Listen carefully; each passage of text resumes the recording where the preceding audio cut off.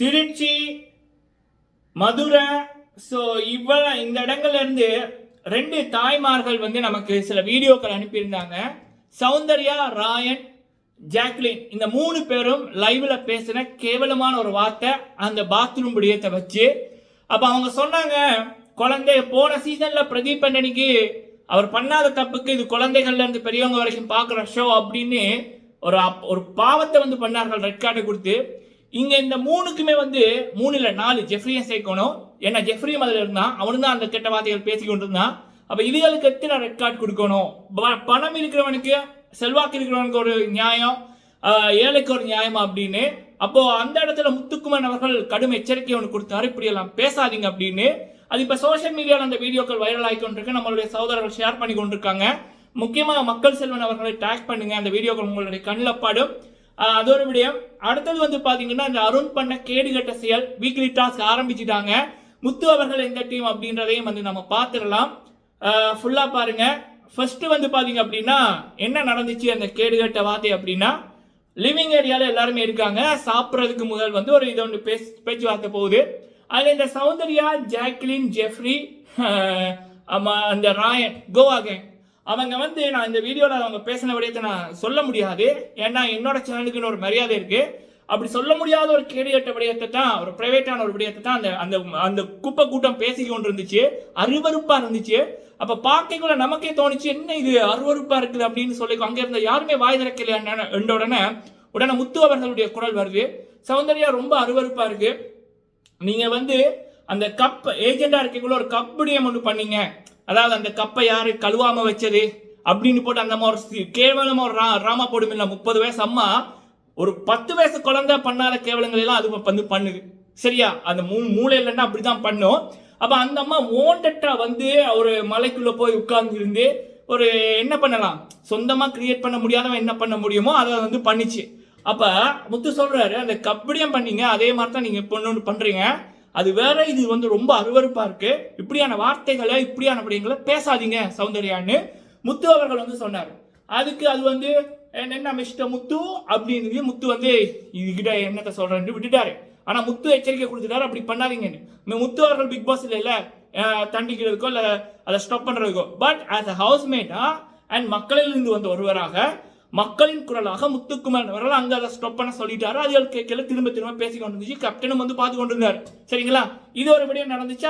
அது வந்து என்னென்ன வார்த்தைகள் பேசிச்சுது அப்படின்றத என்னோட சேனல்ல சொல்ல முடியாது. அவ்வளவு ஒரு அருவருக்கத்தக்க விடயங்களா அந்த 4 கோவா கேங்கு பேசினது. சரிங்களா?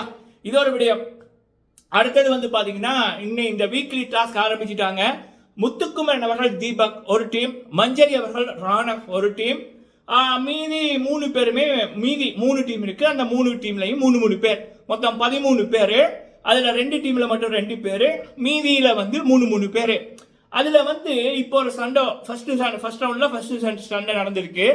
அதுல வந்து பாத்தீங்கன்னா, ராணவ் மஞ்சரி வரித்தனமா அந்த கோட்டையை கட்டுறதான் இது. அந்த கன்வேயர் பெல்ட் இருந்து செங்கல் வரும், அதை சேகரித்து கோட்டையை கட்டணும் அப்படின்ற மாதிரி தான் டாஸ்க். அதுல வந்து பாத்தீங்கன்னா, ராணவ் அண்ட் மஞ்சரி வந்து ராணவ் கல் எடுக்க மஞ்சரி அவர்கள் பாதுகாக்கிறாங்க. இந்த ஜெஃப்ரி வாண்டட்டா வந்து போய் பறிக்கிறான் எடுக்கிறான். பட் அப்படி இருந்தும் அவங்க வந்து முடிஞ்ச அளவுக்கு சேவ் பண்றாங்க. இவன் ஜெஃப்ரி வந்து எடுத்துட்டு போறான். அப்படி இருக்கக்குள்ள ராணவ் வந்து அந்த கல்லுகளை காப்பாத்த வரைக்குள்ள, ஜெஃப்ரி கிட்ட போய்க்குள்ள இந்த அருண் கோமாளி இருக்கான்ல, அவன் வந்து உடனே ராணவ் அடிக்க வாரான் அப்படின்ற மாதிரி ட்விஸ்ட் பண்ணி விட்டுருவான் பிடிச்சி. அப்போ இந்த அருண், ஜெஃப்ரி அவனுங்க எல்லாம் 4 பேர், கிட்டத்தட்ட 4 பேர் ராணவ சுத்தி வளைச்சு அப்படியே கையை பிடிச்சி இப்படி இருப்பாங்க. அதுல ஜெஃப்ரி வந்து ஃபர்ஸ்ட் வந்து அடிச்சுட்டான், ராணவ வந்து அடிச்சுட்டான். பட் ராணவ எதுவுமே வந்து சொல்லல. சரியா? இது வந்து ஒரு பக்கம் நடந்து விட்டுருக்கு மக்களே. பட் எனக்கு தெரியல மக்களே, இப்ப இந்த கோவா கேங்க பாத்தீங்க அப்படின்னாலே அந்த 4மே பெரிய ஆட்கள் தான். இப்ப ஜெஃப்ரி வந்து ஏழை அப்படின்றாங்க, பட் அந்த செல்வாக்குல தான் உள்ளுக்கு போனது, பெரிய செல்வாக்கு தான் உள்ளுக்குள்ள போனது. போன வாட்டி நிக்ஷன் எப்படி ஒரு அரசியல் சப்போர்ட்ல வந்தாரோ அது போலதான் இந்த ஜெஃப்ரியும் ஒரு அரசியல் சப்போர்ட்ல வந்தது. பட் அதனாலே அவர் பண்ற விடயங்கள், இப்ப பொம்மை டாஸ்க்ல ராணவ 2 தடவை அடிச்சிருப்பான், ஒன்னு எல்போல கிக் பண்ணிருப்பான், கையால குத்தி இருப்பான். பட் அது ரெட் கார்டை கொடுத்து அனுப்பியிருக்கணும். பட் அது வந்து மிரட்டலோட விட்டாச்சு. அப்ப இப்ப ஃபர்ஸ்ட் இதுல வந்து அடிச்சிருக்கான், அப்புறம் நீங்க ப்ரோமோல பார்த்தா அது அதுக்கப்புறம் நடந்தது. அதுலயும் வந்து ஜெஃப்ரி தான் காரணம் ராணவ அட்டாக் பண்றது. ஸோ எனக்கு புரியல மக்களே, ராணவன் அடி வாங்குறதுக்கே இவங்க உள்ளுக்குள்ள வச்சிருக்காங்களா? என்னன்னு எனக்கு தெரியல. ஆனா இந்த கோவா கேங் எல்லாமே பாத்தீங்கன்னா ராணுவம் அவ்வளோ தூரம் ஒரு அசிங்கமா பாக்குறானுங்க, அவ்வளோ தூரம் கேவலம் பண்றாங்க. சௌந்தர்யா, ராயன், ஜெஃப்ரி, ஈவன் ஜாக்லின். ஸோ எனக்கு புரியல, இதுக்கெல்லாம் ரெட் கார்டு இல்லையா? இதற்கு முதல் சீசன்ல எல்லாம் சும்மா கை வச்சாலே மகத்துக்கு வந்து கையே வைக்காம வார்த்தை பிரயோகத்துக்கு வந்து ரெட் கார்டு கொடுத்து அனுப்பினார்கள். சரவணன் அவர் வந்து வீக்கெண்ட்ல ஹோஸ்ட பத்தி மூட்டி விடுறாண்டா அப்படின்ற மாதிரி சொன்னதுக்கு ரெட் கார்டு கொடுத்தாங்க. பிரதீப் பண்ணாத தப்புக்கு அவருக்கு ரெட் கார்டு கொடுத்தாங்க. இங்க வந்து பாத்தீங்கன்னா அருவருக்கத்தக்க வார்த்தைகள், அப்புறம் வந்து பிசிக்கல் வயலன்ஸ் அப்படின்னு எக்கச்சக்கமான விடயங்கள் வந்து பண்ற இந்த குப்பை கூட்டத்துக்கு ஒரு இதுவுமே இல்லாம இருக்கிறதா எனக்கு ஆச்சரியமா இருக்கு. பட் வெளியில வந்ததுக்கு அப்புறம் இதுக்கெல்லாம் மக்கள் கொடுப்பாங்க, ஒரு வாய்ப்பும் கிடைக்காது, வீட்டுக்குள்ளேயே இருக்கணும். இப்ப புள்ளி கேங்குக்கு போன சீசன் அந்த புள்ளி கேங்ல யார் நல்லா இருக்கான்? ஒருத்தனுமே வந்து இல்லை. அதுதான் இதுகளுக்கு நடக்க போகுது.